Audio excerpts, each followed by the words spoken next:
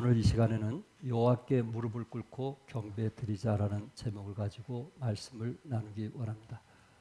본 시편을 통해서 이스라엘 백성들은 예배를 드리기 위하여 성전에 들어가면서 예배하는 자로서 합당한 마음을 가다듬기 위하여 이 시편의 노래를 즐겨 불렀다고 합니다.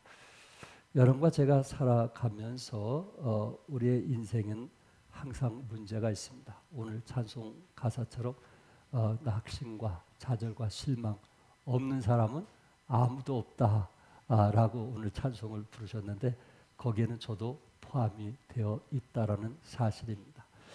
그래서 어떤 분이 인생이란 문제다라는 말을 했습니다.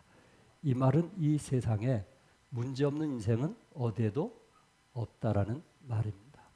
여러분과 제가 살아있는 그 자체, 살아있는 그 자체는 문제로 가득 차 있다라는 의미입니다. 문제가 없다는 것은 바로 인생도 뭐하다는 거예요? 없다는 것과 같다는 것입니다. 그런데 중요한 것은 문제가 있으면 뭐도 있어요? 해답도 있다는 거예요. 문제를 출제하는 사람은 반드시 뭐가 있기 때문에 출제하는 거예요? 답이 있기 때문에 출제하는 겁니다. 이처럼 여러분과 저에게 문제없는 날이 없지만 그 답을 주시는 분은 하나님이시기 때문에 오늘 시편에 이제 많은 사람들이 하나님의 성전에 오를 때 하나님께 찬양하면서 또한 하나님께 영광 돌리면서 성전에 임한다는 그 메시지를 우리에게 주고 있습니다. 우리는 하나님 앞에 두 가지의 마음을 가지고 나오시기 바랍니다. 하나는 기쁨, 즐거움입니다. 하나는 감사입니다. 왜 슬픔이 없겠어요? 왜 낙심하지 않겠어요? 왜 불평이 없겠어요? 그럼에도 불구하고 여러분과 저는 하나님 앞에 나올 때는 즐거움으로 감사함으로 나올 수 있기를 바랍니다. 오늘 본문 1절에서 즐거이 외치자라는 찬송을 부르면서 저들은 성전으로 올라오고 있습니다. 또한 2절에 감사함으로 그 앞에 나아가며 저들은 문제를 해결해 주실 하나님께 감사하며 나왔다고 했습니다. 그래서 오늘 이 시편에 있는 말씀처럼 여러분과 저는 즐거움으로 또 하나는 뭐요? 감사함으로 하나님의 전에 함께 할 수 있기를 바랍니다. 왜 여러분과 제가 이 즐거움으로 감사함으로 하나님의 전에 나와야 되는가? 그 이유에 대해서 왜 여러분과 제가 우리 하나님께 무릎을 꿇고 경배를 드려야 되는가? 그 이유에 대해서 세 가지로 말씀을 드리기 원합니다. 첫째는 여호와는 크신 하나님이시기 때문입니다. 우리 3절 같이 읽겠어요. 시작. 여호와는 크신 하나님이시요 모든 신들보다 크신 왕이시기 때문이로다. 그 3절에 크신 하나님을 몇 번이나 강조했어요? 크신 하나님, 크신 왕 해서 2번이나 강조했습니다. 이 크신이라는 단어의 뜻은 위대하다라는 말입니다. 그래서 이 세상에 우리 하나님은 어떠하신 분인가? 다른 신들보다 크시다, 위대하시다라고 말씀하고 있습니다.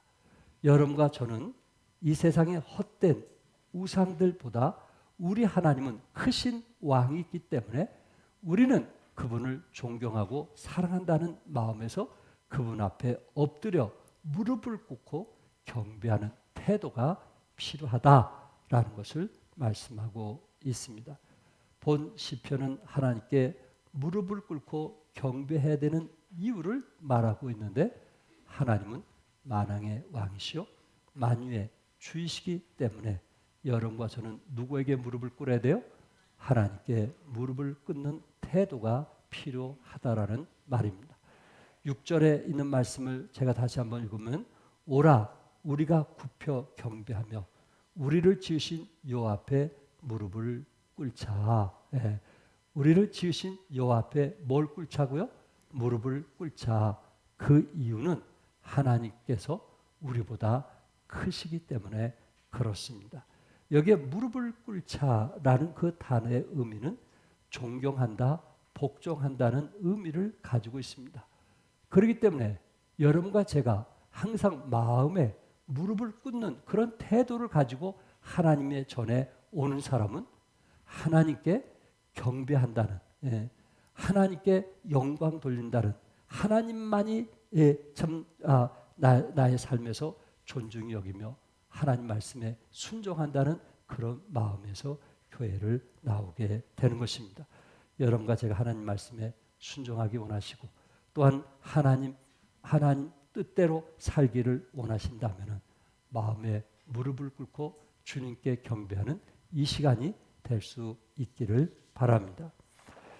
존 맥스웰은 문제를 어둡게 보는 사람은 패배자가 되고 문제를 밝게 보는 사람은 승리자가 된다고 했습니다. 그런데 대부분의 사람들은 주로 방해물을 먼저 본다는 것입니다. 그렇지만 그 가운데서도 창조적인 소수의 사람만이 목표물을 본다는 거예요.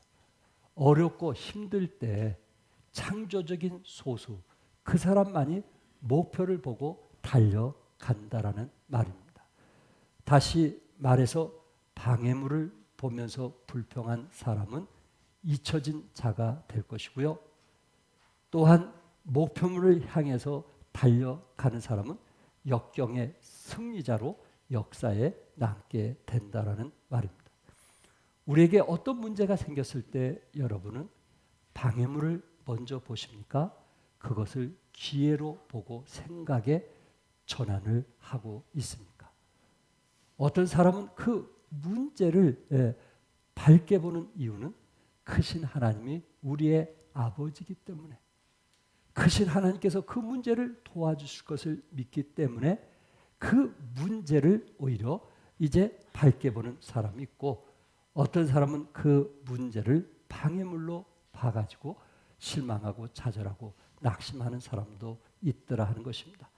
우리 하나님은 크신 하나님이십니다. 세상 사람보다 크신 하나님인 거 믿으시죠? 우리 하나님은 모든 신들보다 크신 왕이시다라고 말씀을 하고 있습니다. 구약시대에 보면은 그 당시 이 신화에서 홍수를 제거하는 그 신이 가장 큰 신으로 알려져 있었습니다. 그래서 바벨론은 마루둑이라고 하는 신을 숭배했는데, 이 마루둑이라고 하는 이 신은 그 당시 바다의 신인 티아맛을 정복하고 하늘에 자기 집을 지었습니다. 그래서 수많은 사람들이 마르둑 신을 섬기게 되었습니다. 또한 여러분이 익히 아는 바알 신도 기억하시죠? 바벨론이나 아수르는 많은 신들을 숭배한 중에 그 당시 최고의 신이 바알 신이었습니다.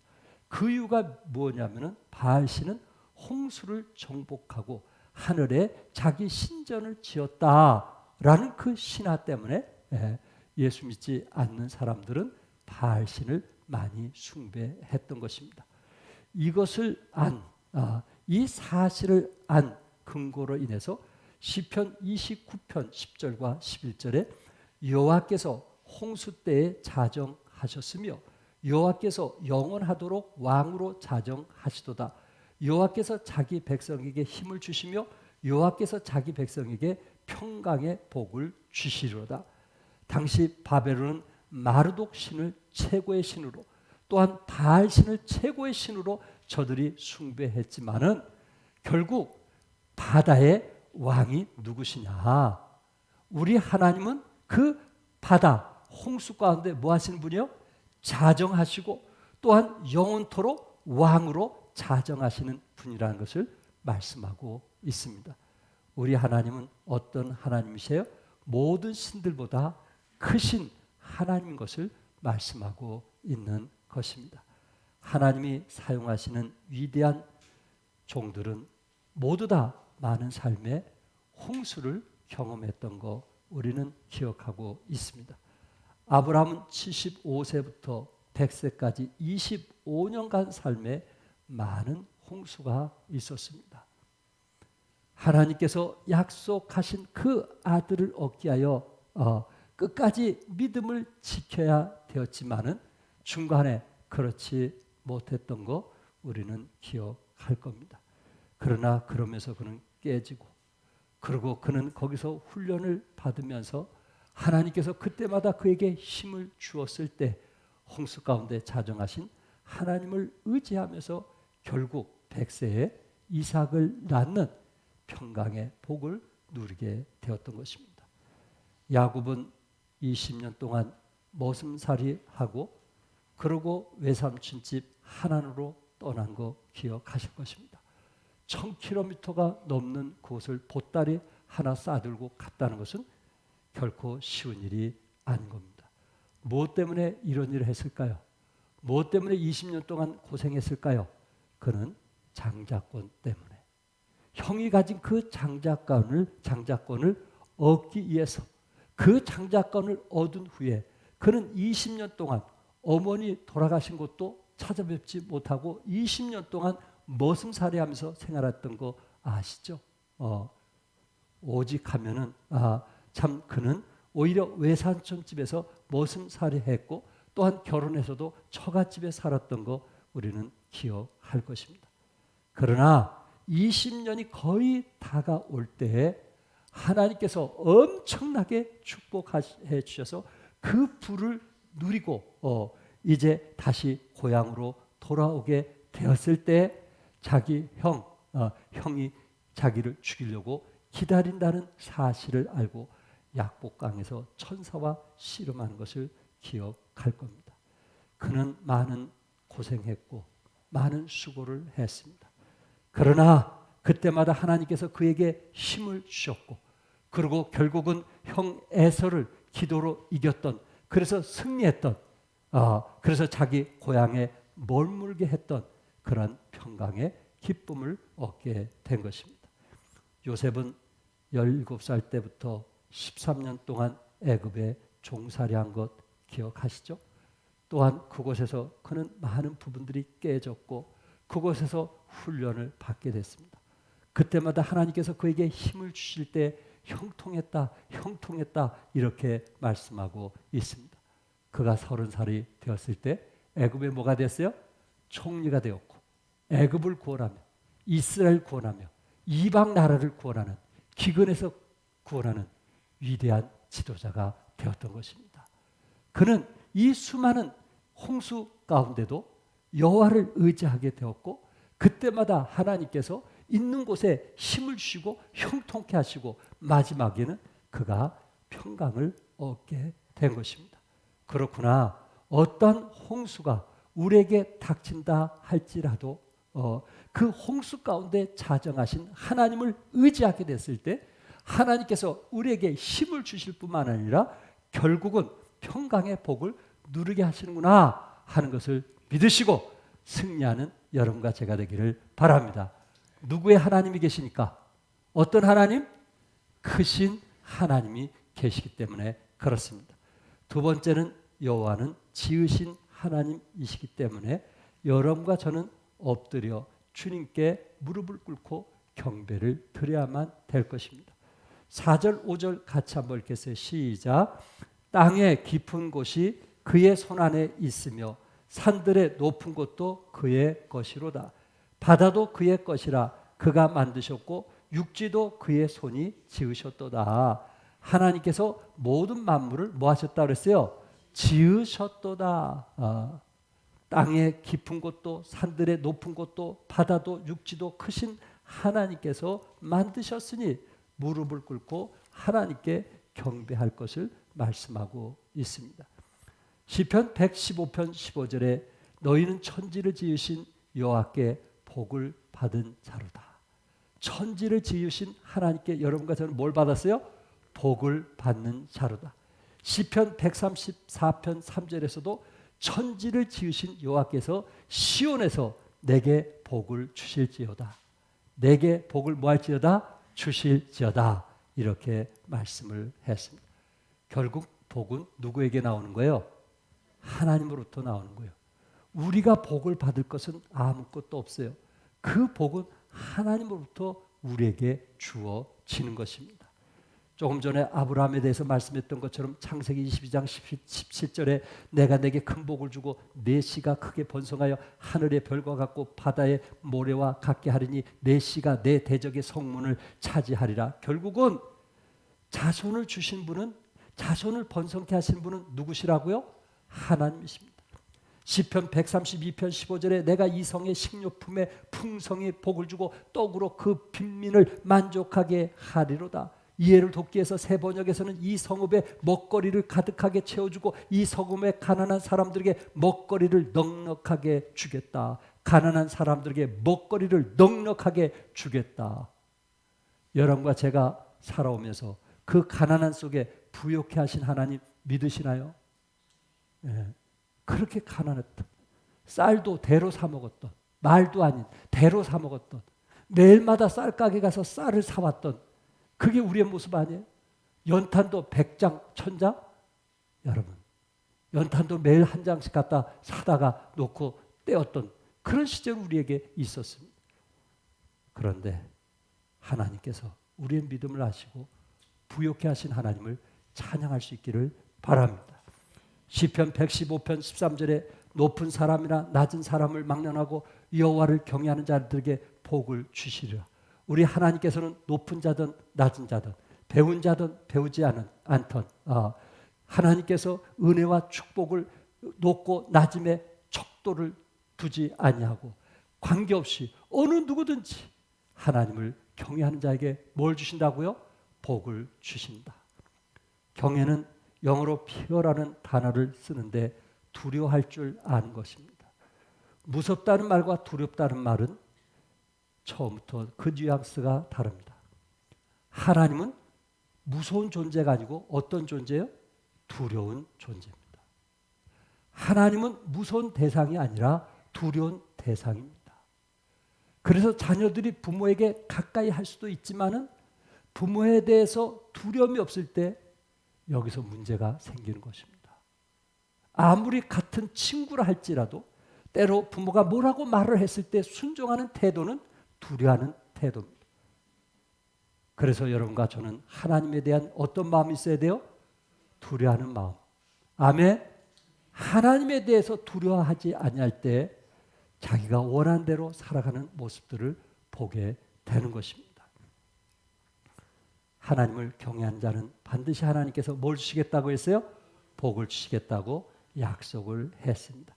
이 복이라는 단어 한자를 보면 온 옆에 잎과 밭이 있고 맨 위에 한일자가 있습니다. 중국에서 넘어온 한문에서는 복이라는 게 뭐냐? 옷 한 벌과 입에 풀칠할 수 있는 밭이 있으면 그 사람은 복이 있다. 옷 한 벌과 내가 농사 지을 수 있는 그 밭이 있다면은 그 사람은 복받은 사람이라 이렇게 말하고 있습니다. 그래서 그 한문의 의미에서는 욕심을 부리지 말라는 것입니다. 욕심을 부리는 것이 복이 아니라는 거예요. 여러분이 하나님께서 필요를 채워주신 거 하나님께서 복 준 줄 믿으시기 바랍니다. 예. 그런데 하나님은 누가복음 6장 38절에 성경은 복에 대해서 이렇게 말씀했어요. 주라 그래야만 너에게 줄 것이니 곧 후이되어 누르고 흔들어 넘치도록 하여 너에게 안겨주리라. 여러분 제가 없어도 힘들어도 이미 마음 바탕이 남에게 줄 아는 그런 마음을 가졌다면 남에게 작은 것이라도 나눠줄 그런 마음이 준비가 됐다면 주라. 그러면 너에게 줄 것이니 어떻게 준다 그랬어요? 후이되어 후하게. 그리고 두 번째 누르고 세 번째 흔들어 네 번째 뭐요? 넘치도록 너에게 안겨주리라. 믿으시면 아멘 하세요. 우리 하나님은 여러분과 저에게 주시되 여러분과 제가 다른 사람에게 나눠줄 줄 알면 후하게 주시고 누르게 또 흔들어 또한 넘치도록 채워주시는 하나님 것을 믿으시기 바랍니다. 시편 124편 1절에 다윗은 이런 고백을 했어요. 이스라엘은 이제 말하기를 여호와께서 우리 편에 계시지 아니하셨더라면 우리가 어떻게 하였으랴. 하나님이 내 편이 되지 않았다면 우리가 어떻게 하였으리야. 이게 저의 고백이고 우리 사랑하는 여러분의 고백이라고 믿습니다. 하나님이 지금까지 내 편이 아니었다면 내가 지금 어떻게 살았을까? 내 편이 아니었다면 이런 좋은 사람 만날 수 있을까? 하나님 내 편이 아니었다면. 2절에서도 사람들이 우리를 치러 일어날 때에 여호와께서 우리 편에 계시지 아니하셨더라면, 여호와께서 우리 편이 되지 않았다면 내가 어떻게 지금 여기까지 왔을까 하는 것을 한번 생각해 본 정말 아찔합니다. 아찔해요. 예, 아찔해. 그 순간순간 고비를 넘긴 내 과거를 돌이켜보면 하나님이 그때마다 우리 편이 되심을 믿으시기 바랍니다. 그런 의미에서 3절부터 5절까지 같이 크게 읽겠어요. 시작. 그때에 그들의 노염이 우리에게 맹렬하여 우리를 산채로 삼켰을 것이며, 그때 물이 우리를 휩쓸며 시내가 우리의 영혼을 삼켰을 것이며, 그때 넘치는 물이 우리의 영혼을 삼켰을 것이라 할 것이로다. 아멘. 다윗은 뭐라고 얘기하냐면, 하나님이 우리 편이 아니었다면, 만약에 아니었다면은 그때에 그들의 노염이 우리에게 맹렬하여 우리를 산채로 삼켰을 것이다. 우리를 완전히 삼켰을 것이다. 4절에 하나님이 우리 편이 아니었다면 그때 물이 홍수가 나서 우리를 휩쓸며 시내가 우리의 영혼을 삼켰을 것이다. 5절에 하나님이 우리 편이 아니었다면 그때 넘치는 물이 우리의 영혼을 삼켰을 것이라. 그때를 강조하고 있습니다. 에베네셀 하나님께서 여기까지 인도하신 거 하나님께 찬양합시다. 엎드려 경배합시다. 엎드려 경배하는 우리 태도가 하나님 앞에 정말 좀 겸손한, 엎드려 경배하는 그런 태도. 외적들이 맹수처럼 이스라엘을 공격해 왔지만 씹혀 먹히지 않도록 지으신 하나님이 도와주셨다는 것입니다. 외적들이 사냥꾼처럼 올무를 놓고 이스라엘 잡으려고 했지만 올무에서 벗어나도록 하나님이 도와주셨다는 말입니다. 다윗은 자신과 이스라엘 백성이 주변 열강들의 무수한 침략 가운데서도 구원받고 승리했던 유일한 비결이 무엇인가? 하나님이 누구 편이었기 때문에, 하나님 누구 편? 우리 편이었기 때문에 그렇다는 거예요. 지으신 하나님이 우리 편인 거 믿으시면 아멘 하시기 바랍니다. 지으신 하나님이 내 편이신 거 믿으시면 아멘 하시기 바랍니다. 하나님 누구 편이에요? 하나님 누구 편이에요? 하나님 누구 편이에요? 사무엘 8장 14절에 다윗이 어디로 가든지 여호와께서 이기게 하셨더라. 어디를 가든지 하나님께서 뭐하게 하셨더라? 이기게 하셨더라. 왜? 하나님은 누구 편이셨기 때문에? 다윗 편이었기 때문에. 아멘. 하나님께서 여러분과 저를 지으셨기 때문에 하나님은 우리 편이 된 거예요. 여러분 누구 편이세요? 목사 편. 고마워요. 네, 고마워요. 근데 1차적으로 여러분 누구 편이세요? 자녀 편이에요. 항상 자녀 편이 맞죠? 모든 거 다 떠나서 내가 낳은 자녀 편이에요. 다른 거 없어요. 낳았기 때문에. 네. 낳았기 때문에 우선순위가 자녀들이 우선순위예요. 그들이 어려울 때, 힘들 때, 또한 병이 났을 때, 또 몸에 열이 오를 때 항상 부모는 잠이 자더라도 그 자식 생각을 잊을 수가 없어요. 왜? 낳았기 때문에. 다른 거 없어요. 낳았다는 사실 때문에 항상 부모는 자식 편에 서 있는 거예요. 아무리 자식이 잘못했어도 부모는 누구 편이 되어주는 거예요? 자식 편이 되는 거예요. 그게 아니라 할지라도, 모든 사람이 그에게 손가락 할지라도 부모는 자식 편이 되어주는 거예요. 왜? 내가 낳았으니까. 이처럼 하나님은 누구 편이시라고요? 우리 편인 거 믿으시기 바랍니다. 왜? 하나님이 우리를 낳으셨기 때문에, 하나님이 우리를 지으셨기 때문에 하나님은 우리 편이 되어주시는 거예요. 이런 하나님이 우리와 함께 하신다는 게 얼마나 큰 축복이냐 말이에요. 그러면 우리는 하나님 앞에 대할 때 겸허한 마음으로 무릎을 조아리면서 하나님을 대할 수 있기를 바랍니다. 우리 하나님은 우리를 떠나지 않게 될 것입니다.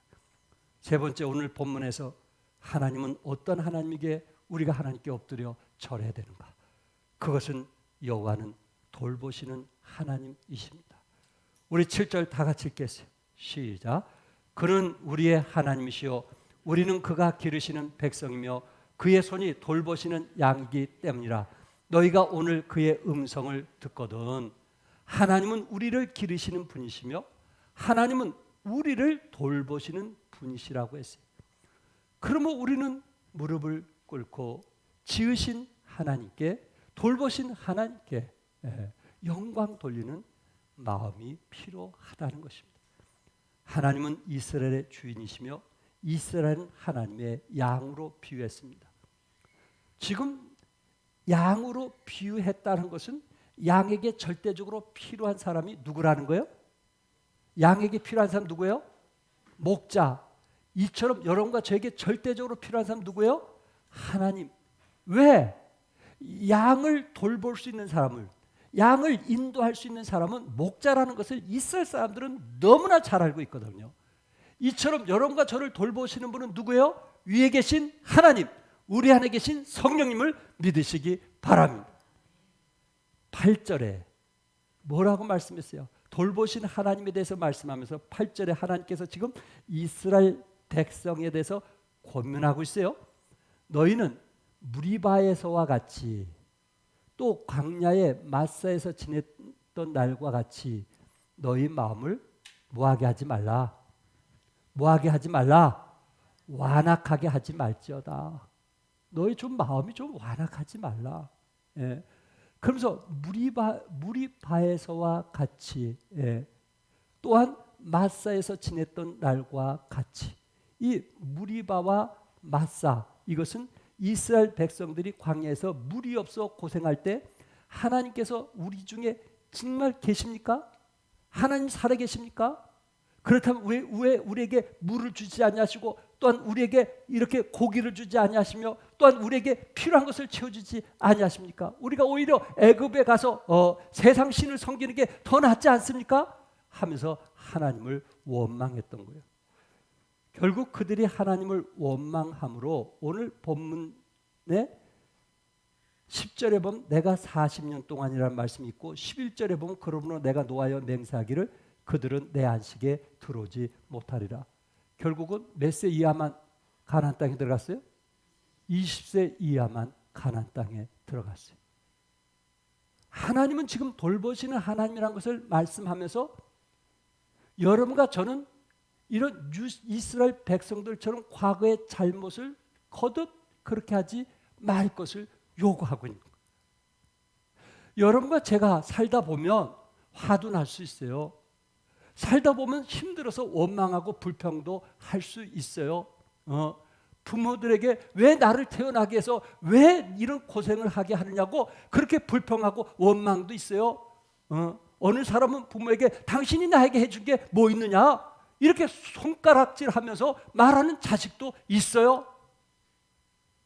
우리가 다 이해한다고 그래서 다 이해해준다고 그래서 여기까지는 우리가 이해해 봅시다.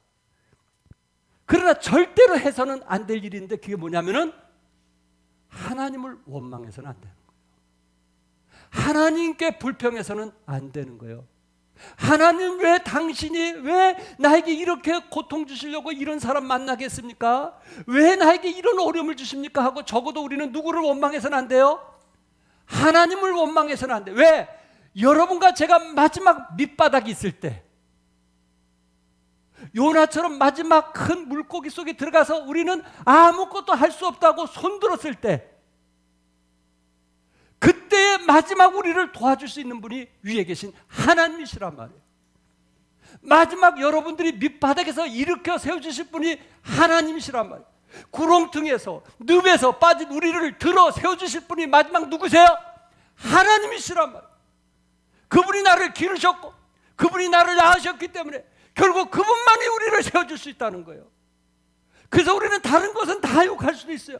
저주할 수도 있어요. 충분히 그걸 내가 100% 이해했다고 해요. 그러나 나를 구원해 주신 십자가에 달려 나를 위해 대신 돌아가신 주님을 원망해서는 안 되는 거예요. 결국은 그 원망 때문에 가나안 땅에 들어가지 못한, 안식에 들어가지 못한 이스라엘 백성들을 위해서 우리에게 주는 교훈이 아닐까요? 우리는 어떤 일이 있든지 살아계신 하나님께 엎드려 경배할 수 있기를 바랍니다. 무릎을 조아리고 경배할 수 있기를 바랍니다. 하나님에 대한 두려움, 하나님에 대한 경외, 이것이 없이는 우리의 믿음이 유지하기가 어렵다라는 말입니다. 우리 찬송가 중에 69장 온천하 만물 우러러 라는 찬송이 있습니다. 여러분들에게 가사를 띄워주고 있습니다. 누가 이 가사를 쓴지 아십니까? 성 프랜시스라는 사람이 이 가사를 썼습니다. 우리는 69장은 몰라도 주여 나를 평화의 도구로 모아소서 써 주소서 하는 기도문을 쓴 사람, 그 사람은 기억할 겁니다. 바로 그분이 프랜시스입니다.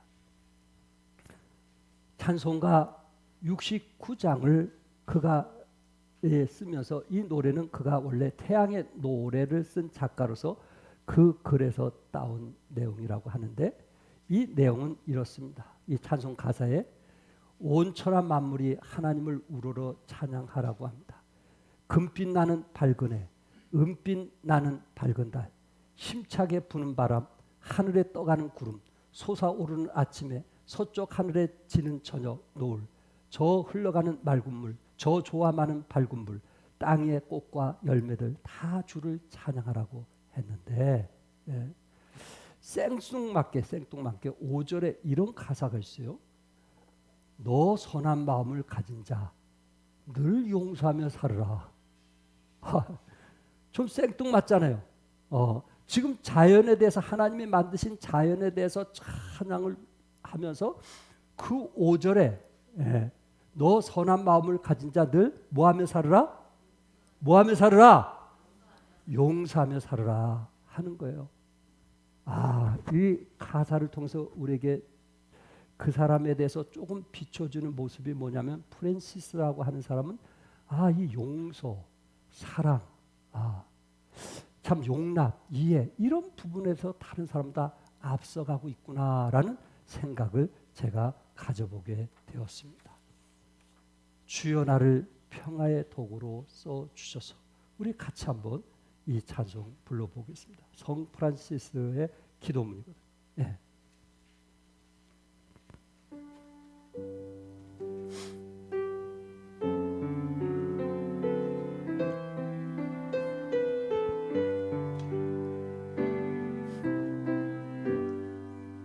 주여 나를 평화의 도구로 써주소서. 미움이 있는 곳에 사랑을, 상처가 있는 곳에 용서를, 분열이 있는 곳에 일치를, 의욕이 있는 곳에 믿음을 심게 하옵소서. 주여 나를, 주여 나를 평화의 도구로 써주소서. 오류가 있는 곳에 진리를, 절망이 있는 곳에 희망을, 어둠이 있는 곳에 광명을, 슬픔이 있는 곳에 기쁨을 심게 하소서. 위로받기보다는 위로하고, 위해받기보다는 위해하면 사랑받기보다는 사랑하며 전에 멀어전에 믿음으로 영생을 얻기 때문이니 주여 나를 평화의 도구로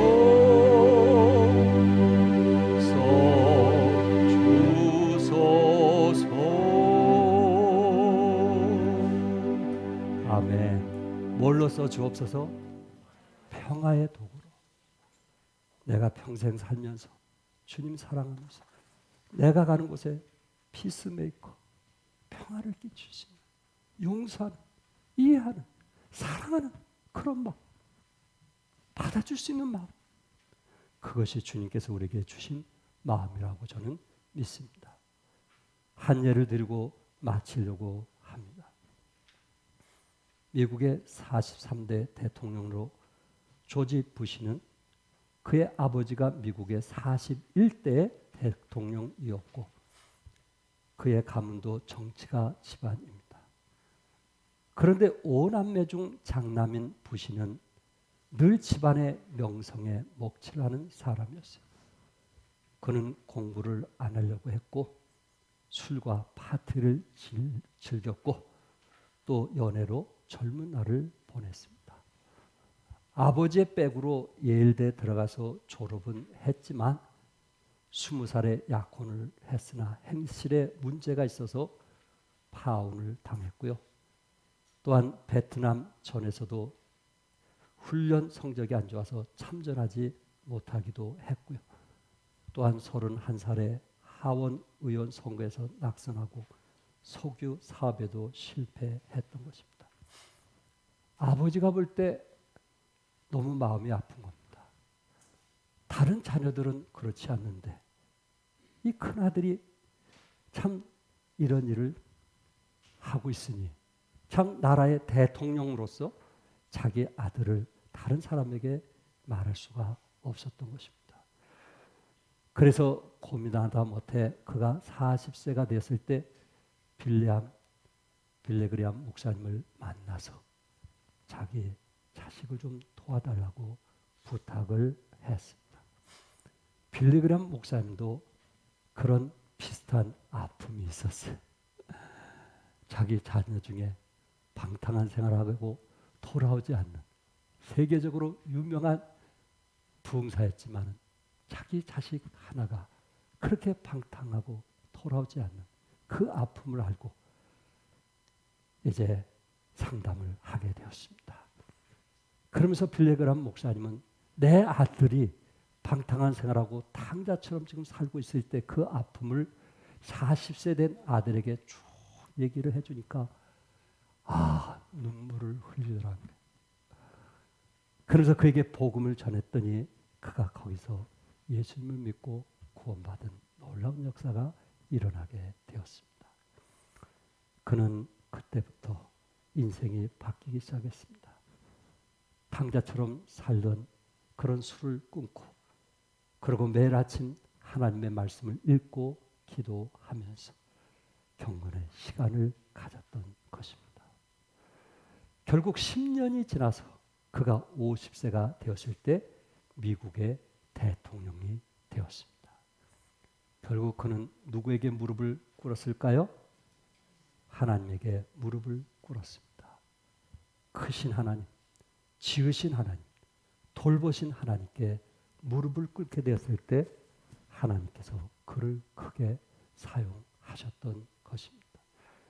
빌레그램 목사님 자녀 가운데도 이렇게 방탕한 자녀들이 있었고 또 조지 부시 그 아버지에게도 이러한 방탕한 자식들이 있었고 또 지금 고인 되신 조윤기 목사님에게도 이런 방탕한 자식이 있었습니다. 마음 아픈 자식이 있었다는 거예요. 그러나 결국 눈물로 기도하고 크신 하나님을 의뢰했을 때 그들이 돌아와서 변화된 이야기들이 우리 주에 많이 들려지고 있습니다. 6절에 주 은혜 받은 만민아 다 꿇어 모하여라. 주 은혜 받은 만민아 다 꿇어 모하라.